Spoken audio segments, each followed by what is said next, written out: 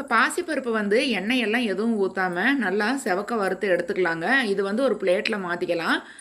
சூடு ஆனதுக்கப்புறமாக இந்த பாசிப்பருப்பு வந்து நம்ம மிக்ஸி ஜாரில் வந்து நைஸாக அரைச்சி எடுத்துக்கலாம். இது வந்து ரொம்ப நைஸாக இருக்கணும். இல்லாட்டி நம்மளுக்கு வந்து உருண்டைகள் பிடிக்க வராது.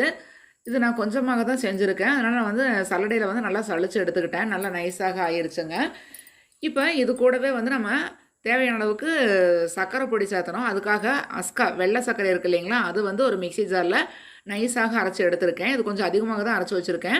தேவையான அளவுக்கு அந்த சர்க்கரை பொடி வந்து இந்த பாசிப்பருப்பு அரைச்சி வச்சுருக்கக்கூடிய பொடி கூட சேர்த்து அப்படியே மிக்ஸ் பண்ணி விட்டுக்கலாம். இப்போ நெய் வந்து ஒரு வாணலியில் ஊற்றி அதை வந்து நல்லா காய்ச்சிக்கலாம். நெய் வந்து நல்லா தண்ணி மாதிரி இருக்கணும், கெட்டியாக இருக்கக்கூடாது. அந்த காய்ச்சின நெய் வந்து இதில் வந்து ஊற்றிக்கலாங்க.